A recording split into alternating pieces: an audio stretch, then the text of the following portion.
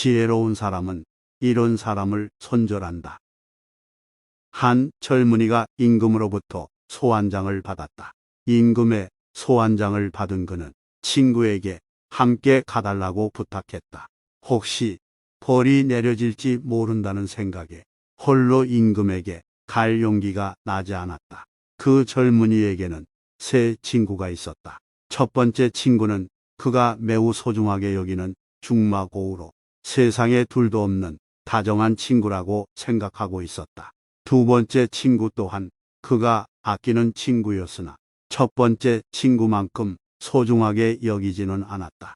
세 번째 친구는 그저 친구라고만 생각할 뿐 별로 관심을 두지 않았다. 젊은이는 우선 첫 번째 친구에게 함께 가달라고 부탁했다.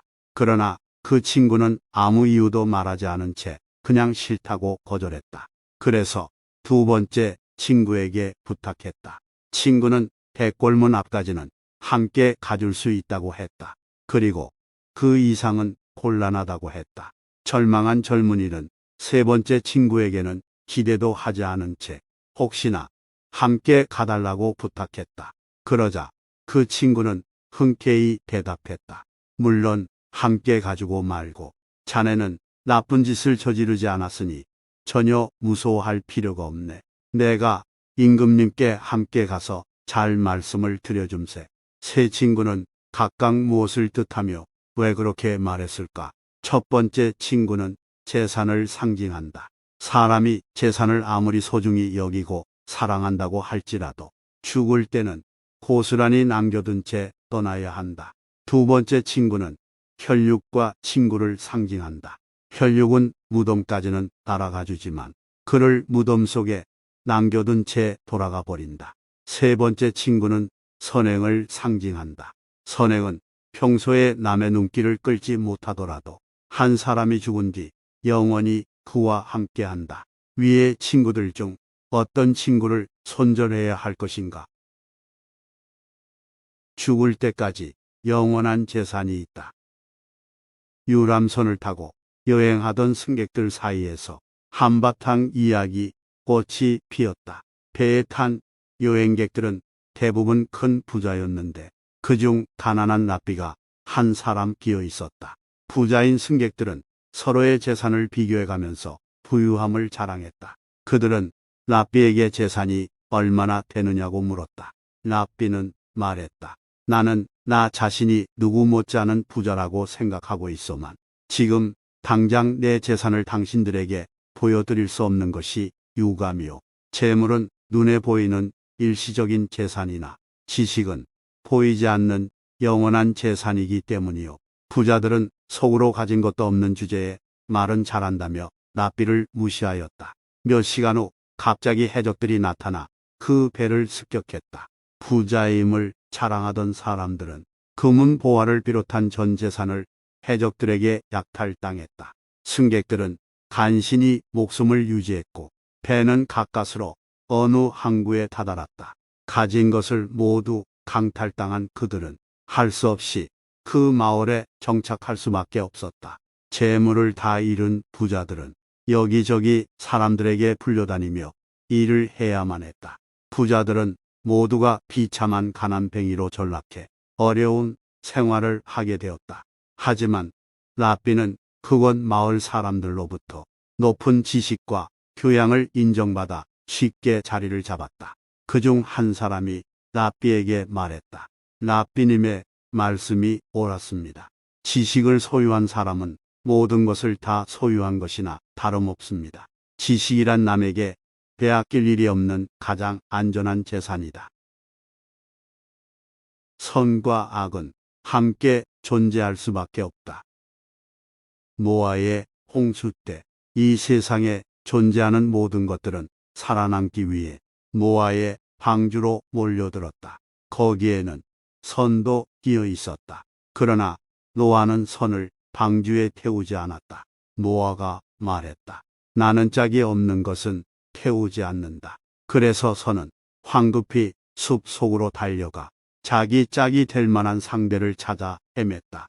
선은 이윽고 악을 데리고 방주로 돌아왔고 노아는 그들을 방주에 태웠다. 이후로 선이 있는 곳에는 언제나 악이 함께하게 되었다. 증거 없는 범인을 잡아낸 솔로몬의 지혜로운 재판. 어느 안식일에 3명의 유대인이 예루살렘으로 갔다. 당시는 은행이 없었으므로 3사람은 가지고 있던 돈을 모두 땅에 묻어 두었다. 그런데 그중 한 사람이 몰래 그곳에 가서 그 돈을 모두 훔쳐갔다. 다음 날 그들은 솔로몬 왕에게 가서 3사람 중 누가 그 돈을 훔쳤는지를 판결해 달라고 요청했다. 그러자 솔로몬 왕이 말했다. 당신들 3사람은 매우 현명하니 내가 당면한 어려운 문제부터 먼저 해결해 주게. 그럼 내가 자네들의 문제를 해결해 주겠네. 솔로몬 왕은 다음과 같은 이야기를 들려주었다. 한 젊은 여자가 한 청년과 결혼을 약속했는데 얼마 후 그 여자는 다른 남자와 사랑에 빠졌다. 그녀는 약혼자를 찾아가 헤어지자고 제안하며 위자료를 내겠다고 말했다. 그러나 청년은 위자료 같은 것은 필요 없다며 그냥 약혼을 취소해 주었다.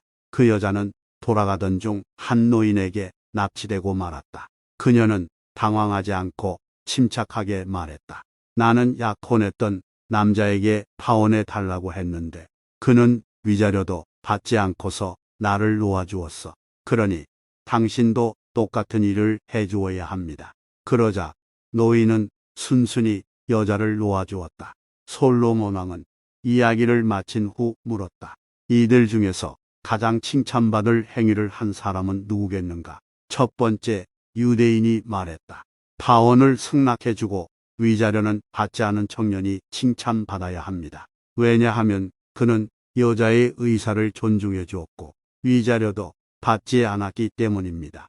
두 번째 유대인이 말했다. 그렇지 않습니다.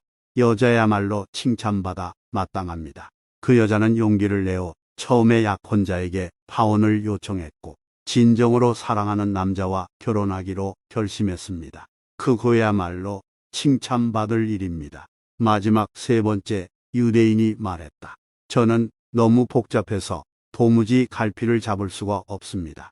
우선 그녀를 납치한 노인만 해도 그렇습니다. 노인은 돈 때문에 여자를 납치했는데 돈도 받지 않고서 풀어주다니 앞뒤가 맞지 않는 이야기입니다. 솔로몬 왕은 세 번째 남자에게 호통을 쳤다. 내가 돈을 훔친 도둑이다. 앞에 두 사람은 내 이 이야기를 듣고는 사랑과 인간관계에 관심을 두었지만 너는 돈에만 정신이 팔렸구나. 내 놈이 틀림없는 범인이다. 내게 닥친 불행이 행운일 수도 있다. 한 납비가 작은 등불 하나를 손에 들고 나귀 한 마리와 개 한 마리를 데리고 여행길에 나섰다. 날이 어두워지자 납비는 헛간에서 여장을 풀게 되었는데 잠들기에는 아직 이른 시간이라 등불을 켜고 책을 읽기 시작했다. 그런데 바람이 불어와 등불이 꺼져 납비는 할 수 없이 잠을 청했다. 그날 밤 사자가 헛간에 들어와 그의 개와 나귀를 물어가 버렸다. 날이 밝자 납비는 등불 하나만을 손에 든 채 터벅터벅 길을 떠났다. 그런데 마을엔 사람의 그림자는커녕 개미 한 마리도 보이지 않았다. 알고 보니 전날 밤 도적대가 그 마을을 습격해 재물을 빼앗고 사람들을 모조리 죽인 것이었다. 만일 지난밤 등불이 꺼지지 않았더라면 랍비도 도적대에게 발견돼 죽음을 면치 못했을 것이다. 그리고 만일 사자가 개와 나귀를 죽이지 않았더라면 개가지저대 역시 도적대를 불러들였을 것이다. 결국 그가 살아남게 된 것은 불행처럼 보이는 일들 덕분이었다. 랍비는 이렇게 말하며 안도했다. 사람이란 최악의 상황에서도 희망을 품을 필요가 있다. 불행처럼 보이는 일이 행운인 경우가 얼마든지 있기 때문이다.